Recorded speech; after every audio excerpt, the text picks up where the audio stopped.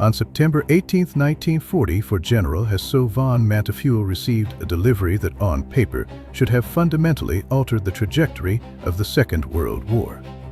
58 brand new, terrifyingly advanced Panther tanks arrived at his call and sector. These were the absolute apex predators of the European battlefield steel Leviathan MS, so incredibly fresh off the factory assembly lines that the original distinct smell of anti-rust primer was still aggressively clinging to their massive, heavy tracks. The situation was so rushed, so utterly desperate, that some of the raw, newly conscripted tank crews were literally still sitting inside the dark, cramped hulls, frantically trying to learn how to operate the incredibly complex and forgiving mechanical gears of their sophisticated turrets while rolling toward the front. They were explicitly designed to be the tip of the spear, the armored saviors of a collapsing empire. Yet who could have possibly predicted the brutal, unforgiving reality that awaited them? Fast forward exactly 1 week, just 7 mere days of time passing, and this heavily armored, supposedly invincible brigade forced carrying the desperate, heavy hopes of the German Heimwehr and had been utterly, completely annihilated. Out of 58 mechanical terrors of pathetic crawling, 8 remained operational. Listen to me closely, because this is not your typical romanticized Hollywood war story about brave men simply outgunning other brave men in a blaze of glory. No, this is the chilling forensic autopsy of a war machine that was meticulously engineered to be completely, undoubtedly invincible, and the shocking, almost unbelievable story of how its own hidden systemic and ultimately fatal flaws dragged an entire elite brigade straight into the abyss. Today, we are going to tear right through the thick, smoke and the fog of history. We are going right back to the blood-soaked muddy fields of Lorraine to uncover exactly what kind of invisible, relentless force managed to obliterate the absolute pinnacle of German military engineering in a matter of mere hours. To truly understand this catastrophic failure, we have to pull back and look at the grand, chaotic chessboard of Europe right after the Normandy breakout. General George S. Patton and his legendary American Third Army were doing exactly what they did best, tearing across the vast French countryside like a relentless, unstoppable force of nature. They had violently ripped the gaping, bleeding hole in the German defensive lines and were sprinting eastward with a terrifying, intoxicating momentum. But beneath the roaring engines, the cheering crowds, and the rush of seemingly endless victory, a massive, invisible, and terrifying crisis was quietly brewing for the Americans.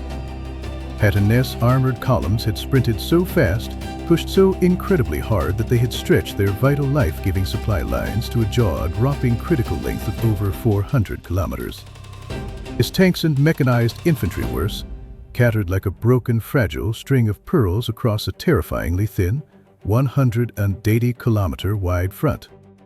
Even worse, the absolute lifeblood of this massive, hungry, mechanized army, the high-octane aviation fuel, was running dangerously, critically dry.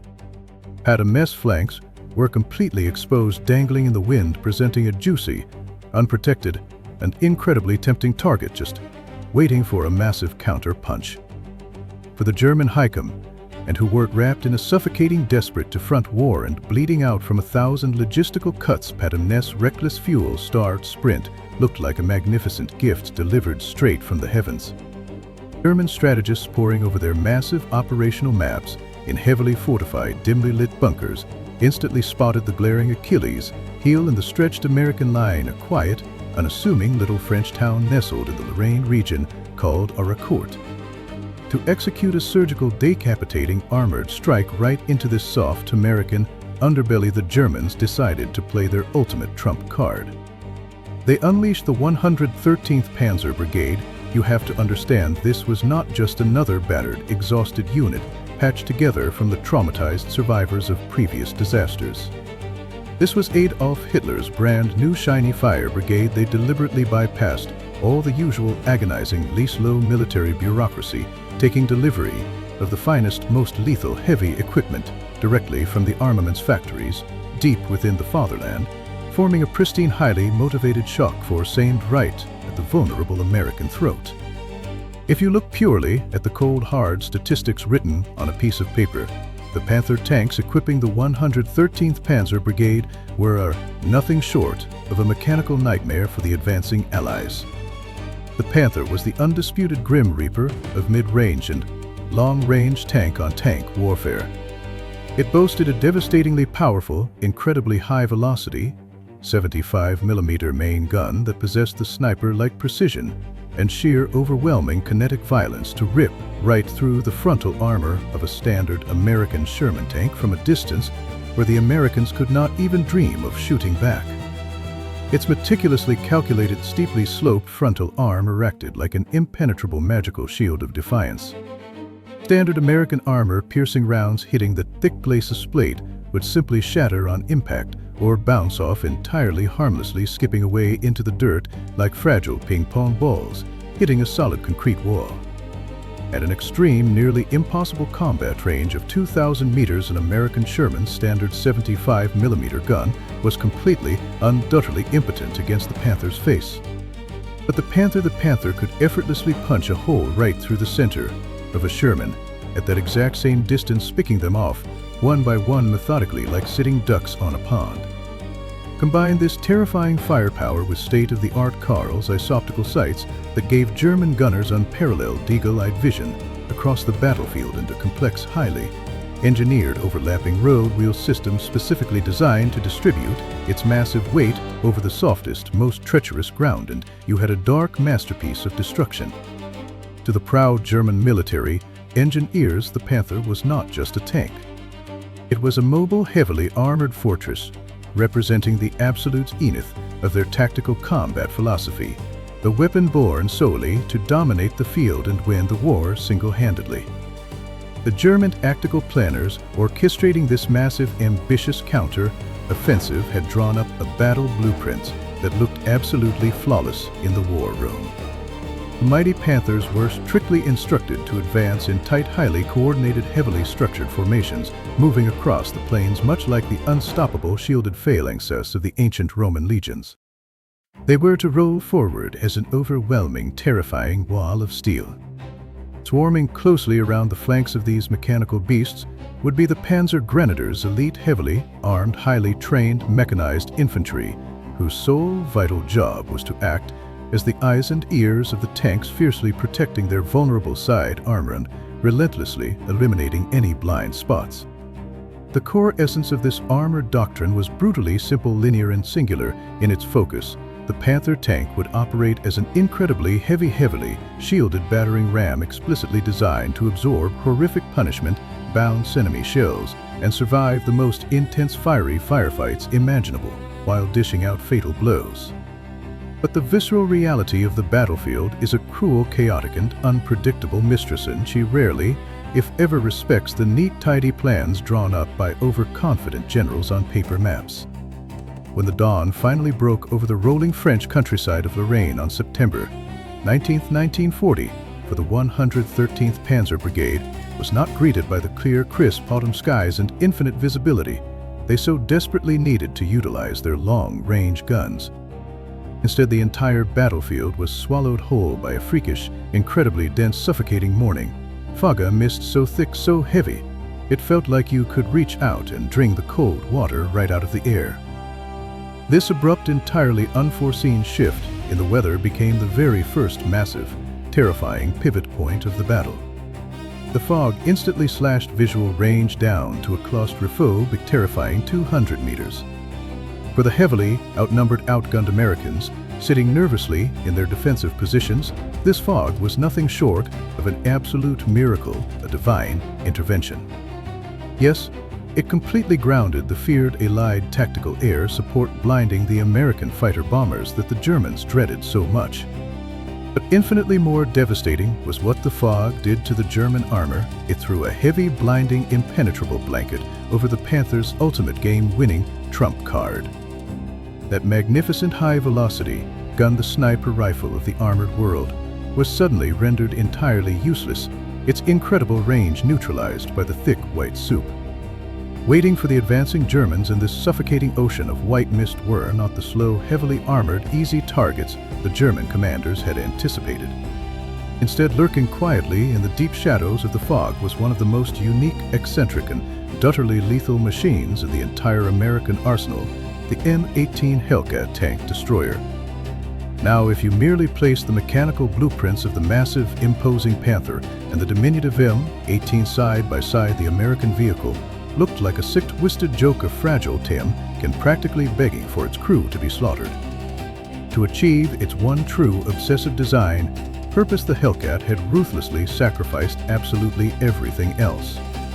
Its armor was incredibly, shockingly thin, so dangerously thin that in some places it could literally be pierced by concentrated heavy machine gun fire. It even featured a buzz or open-topped turret design, meaning the young American crew had essentially zero physical protection from shrapnel, air-bursting artillery, or enemy sniper fire raining down from above. They were entirely terrifyingly exposed to the raw, visceral violence of the battlefield. But in exchange for this near-suicidal lack of physical protection, the M18 housed a violently beating, incredibly powerful heart, a massive roaring 9-cylinder radial aircraft engine, a motor literally designed to pull airplanes violently through the sky. Pumping out an astonishing 350 horsepower into a chassis that weighed a mere 17 tons, this engine gave the Hellcat an absolutely blistering face-melting top speed of 55 miles per hour on open roads. Nothing, absolutely nothing, on the heavy, lumbering, over-engineered German side could even dream of coming close to that kind of movement. Even the terrifying, legendary Tiger tanks could only sit back and choke on the Hellcat's exhaust fumes. The American tactical doctrine for the M18 was the exact diametric opposite of the German armored philosophy. The Hellcat was never ever meant to sit still, hold a line and trade heavy punches with enemy armor. Its entire survival, its whole reason for existing depended on a single nerve-wracking premise. By the time the enemy's heavy armor-piercing shell arrived with a deafening screech, the Hellcat had to have already vanished, drifting away like a ghost to find a new lethal vantage point. In the thick, milky, confusing soup of the Arracourt fog, these agile, stripped-down, lightning-fast Hellcats completely transformed. They became a pack of starving, hyper-intelligent, incredibly aggressive wolves. They completely abandoned any traditional, rigid, predictable battle lines. Instead, they rapidly scattered, breaking down into autonomous, highly aggressive hunter-killer teams. Connected by advanced, reliable, crystal-clear American FM radios, a massive technological advantage over the Germans, they operated with a deadly synchronized hive-mind precision. They utilized lightning-fast, hit-and-run guerrilla tactics, appearing and disappearing in the swirling damp mist like phantoms. Their combat loop was brutally efficient, drilled into them until it became muscle memory. Stalk through the fog, sprint into position, fire the gun, and vanish immediately. In this terrifyingly claustrophobic environment, the engagement suddenly devolved into a vicious, point-blank knife fight. This was no longer a gentleman's duel between mechanized knights trading blows at 1,000 yards. This was a chaotic, bloody, terrifying street brawl stuffed inside a telephone booth. The M18 Hellcats would use their explosive aircraft engine acceleration to lunge out from the deepest, thickest pockets of the fog, sprinting madly to completely outflank the heavy, lumbering Panthers. They aimed their 76mm guns directly at the sides and rears of the German tanks, the absolute thinnest, most vulnerable points of the giant beast's armor, where the metal was flat and weak. They would violently snap off a perfectly aimed shot, and before the deafening, ringing echo of the blast even faded in the dense air, the driver was already throwing the transmission into reverse and tearing away at top speed. They were moving so incredibly fast that they literally outpaced the mechanical hydraulic rotation of the Panther's massive, heavy turret. By the time the panic-screaming German tank commander ordered his gunner to crank the heavy gun around to face the new threat, the very Hellcat that had just ripped a burning, catastrophic hole through their Maybach engine block was already gone, swallowed entirely back up by the impenetrable, silent white void. But the Hellcats, as terrifying and disruptive as they were merely the first thin layer of a massive, multi-tiered American trap. While the tanks danced their deadly high-speed waltz in the fog, the true god-like destructive power of the United States military was quietly, efficiently stepping onto the stage. Enter the field artillery guided by the brilliant, unorthodox and highly aggressive minds of Colonel Bruce C. Clark of Combat Command A and Lieutenant Colonel Creighton Abrams of the 37th Tank Battalion. These men unleashed a secret weapon upon the Lorraine battlefield, a method of slaughter so mathematically precise, so overwhelmingly horrifying that it simply did not exist anywhere in the German tactical manuals.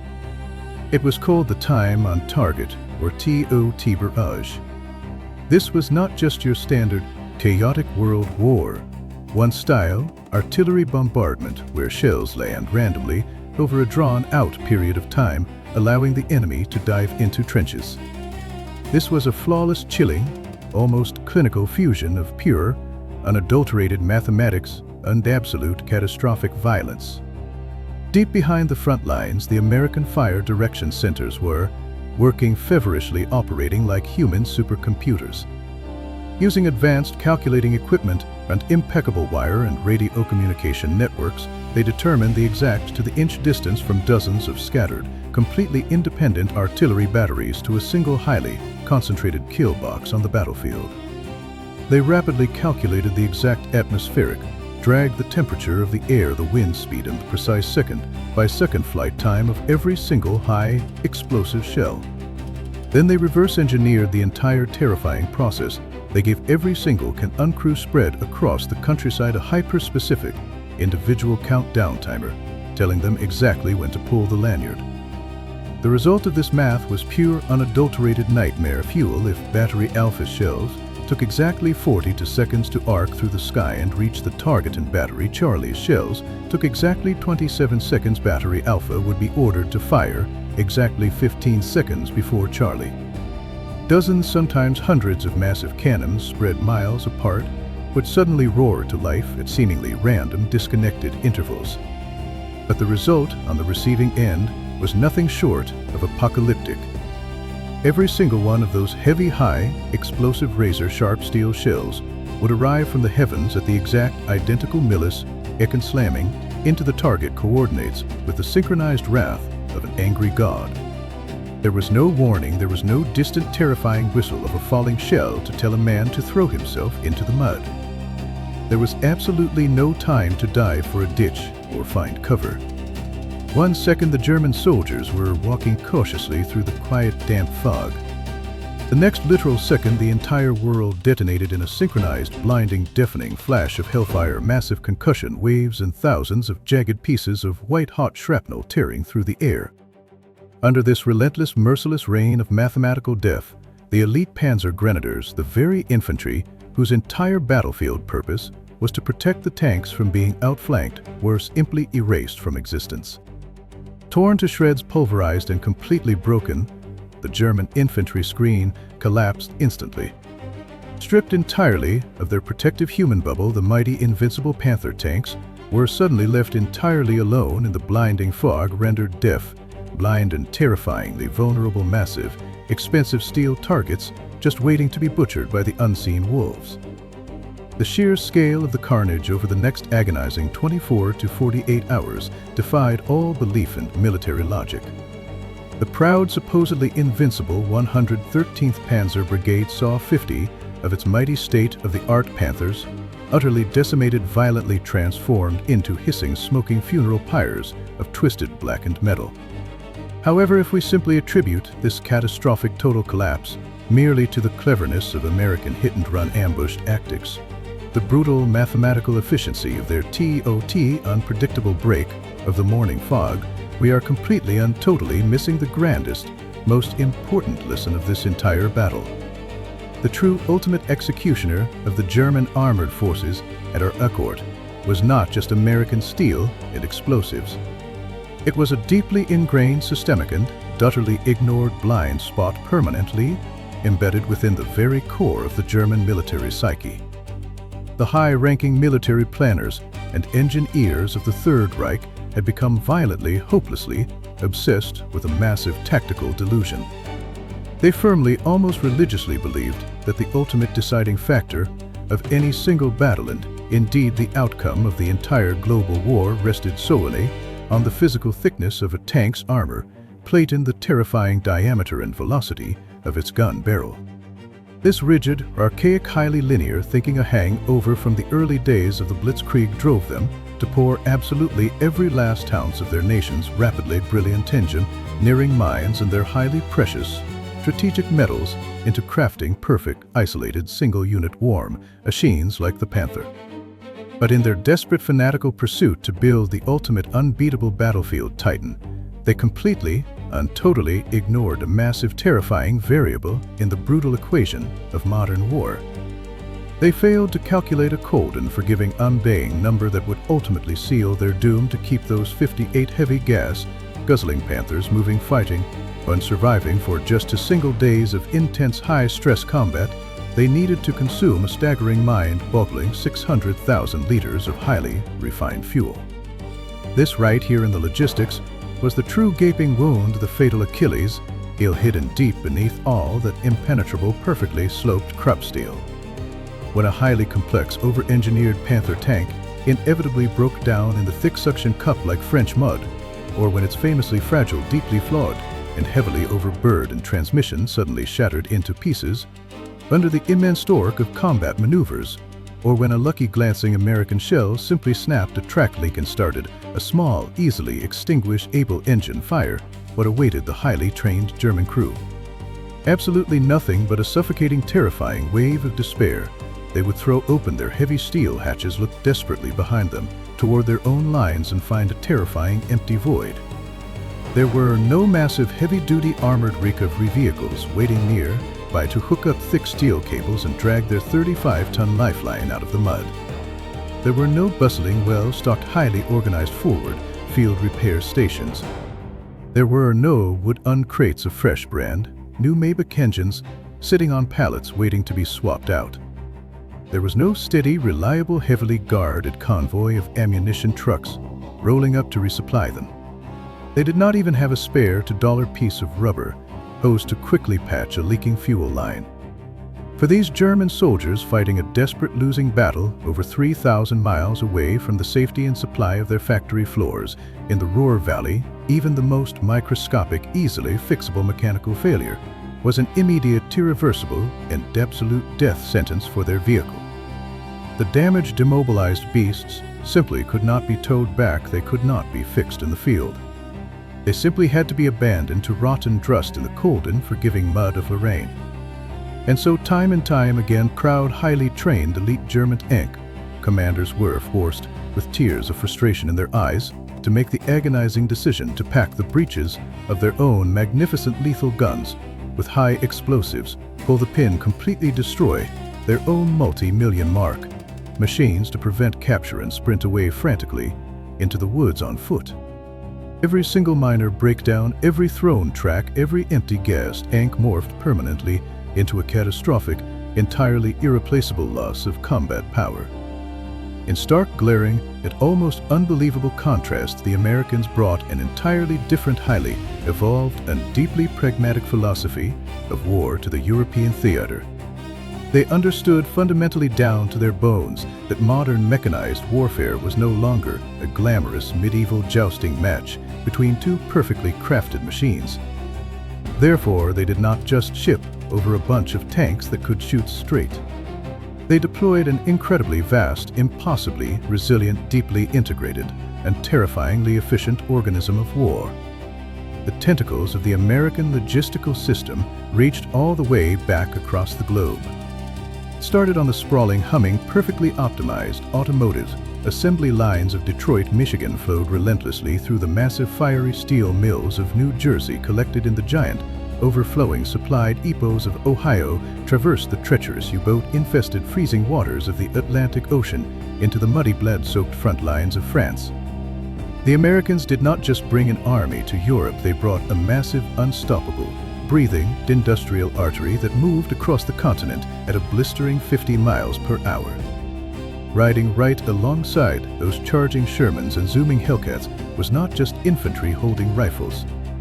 It was an entire mobile city of industry fleets of dedicated heavy-duty maintenance trucks, equipped with powerful radios, massive heavy wreckers, capable of lifting tanks, Actual mountains of canvas, covered spare parts, giant stacks of fresh, beautifully machined engines still smelling strongly of cosmoline preservative, an absolute ocean of brass artillery shells, and a never-ending gushing vital river of high-octane gasoline.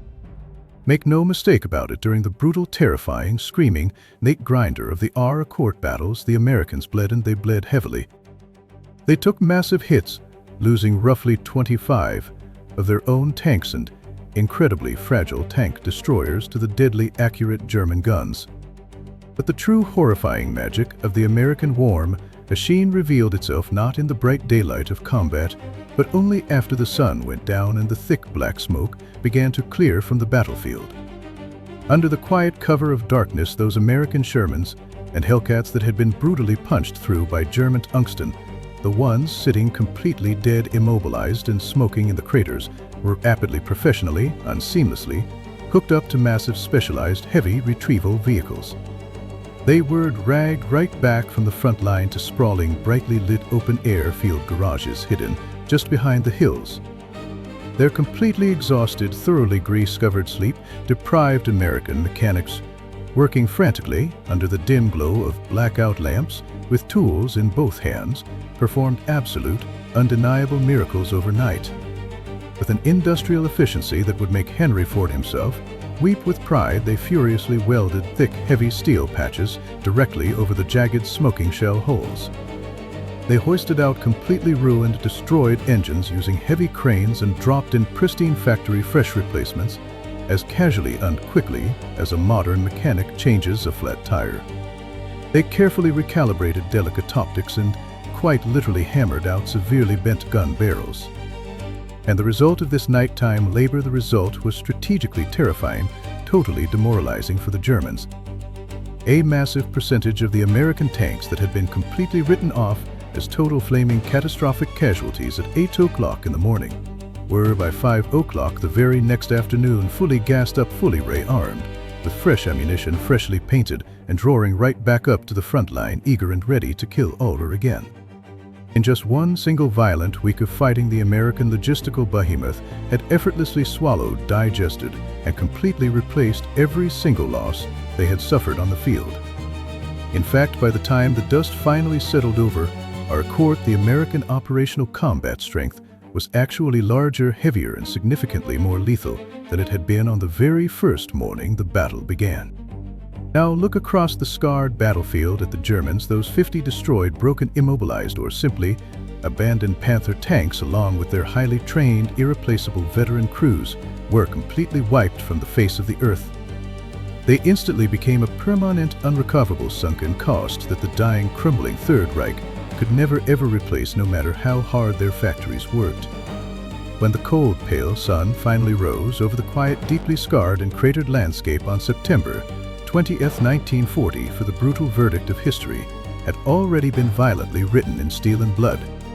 The brilliant American armored commander Creighton Abrams, whose audacious, highly aggressive leadership and sheer, unyielding personal courage had steered his men straight through the terrifying chaos of the fog, would eventually be awarded the Distinguished Service Cross, one of his nation's absolute highest honors for valor. But on the other side of the blasted, ruined terrain, General Hasso von Mantefuel was staring wide-eyed directly into the abyss of defeat.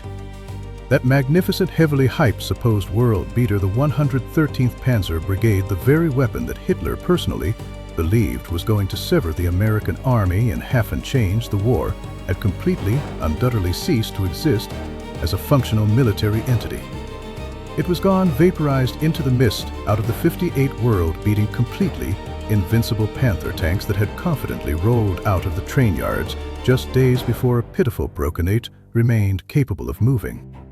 The rest had been completely consumed, either violently shattered by the relentless, overwhelming American artillery and flanking fire, or far more tragically and pathetically strangled to death by the utter systemic and entirely predictable collapse of their own supply lines.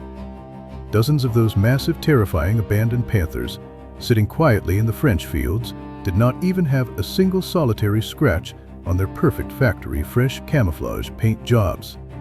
They had not been defeated by superior American armor. They had not been bested by bigger guns. Their crews had simply embarrassingly run out of gas, forcing them to walk away with their heads hung low and abandon, the most perfect lethal killing machines of their era, to the wind, the rain, and the advancing American scrap crews. The thick, suffocating morning fog of Arracourt eventually burned away, but the deep philosophical and totally permanent scars this single battle left on the entire history of warfare will remain forever. You must understand this clearly. Arracourt was not merely a localized tactical blunder, nor was it a failure of German personal bravery or combat skill. The German soldiers fought with the exact same terrifying tenacity and discipline they always had, and their commanders executed brilliant, highly complex maneuvers. But they were ultimately inevitably defeated by a force vastly larger, far more forgiving, and much more profound than high explosive shells, brilliant tactics, or hardened Krupp steel. The Battle of Arracourt was the absolute final ringing death knell for the antiquated, romanticized, and ultimately foolish philosophy of the solitary superweapon. The Germans had stubbornly clung to the naive, fatal delusion that if you simply forged the thickest possible, armor-plated, designed the most incredibly accurate cannon, you could win every single firefight, and by extension, you could conquer the world. But the Americans delivered a cold, brutal, and devastatingly clear counter-argument that shattered that illusion forever. The true key to dominating modern, mechanized global warfare is absolutely not about handcrafting a few dozen flawless art, isn't perfect weapons in a vacuum. It is entirely 100% about building, maintaining, fiercely protecting, and constantly feeding an overwhelming, indestructible, and endlessly flowing logistical supply chain. In the brutal and forgiving cold calculus of modern military conflict, the ultimate victor is rarely, if ever, determined simply by the sheer volume of fire you can temporarily project or the physical thickness of the steel you hide your soldiers behind. True, lasting victory belongs exclusively and entirely to the side that possesses the massive, resilient, deeply entrenched industrial and logistical infrastructure required to absorb completely catastrophic, devastating damage on the front line, instantly heal its own mechanical wounds in the rear, and continue pumping vital, explosive lifeblood straight back into the fight without skipping a single solitary beat. The Panther tank, an absolutely undisputed masterpiece of human engineering that consumed the souls, sweat, and genius of brilliant designers, tragically became nothing more than the single most expensive, beautifully crafted, heavily armored tombstone in a disastrous self-inflicted logistical nightmare. The cold, hard, and yielding truth of Arracourt is that when the massive, grinding, bloody gears of total war are finally put into motion, and when the vital, pulsating logistical arteries of supply are severed, it simply does not matter how thick your perfectly sloped armor is. It absolutely does not matter how perfectly calibrated your Karl's optics are, or how incredibly lethal and fast your high-velocity gun is. Because an isolated, perfectly engineered weapon, no matter how terrifying it looks on paper, will always inevitably and completely crumble and shatter into dust when it crashes headfirst into the relentless, cheap, incredibly fast, and infinitely replaceable logistical wall of a true global industrial superpower. This is the ultimate chilling and unforgettable legacy of the Battle of Arracourt. If you want more deep dives into the forgotten logistical nightmares and tactical blunders that shaped modern history, subscribe and share your thoughts below. I will see you on the next battlefield.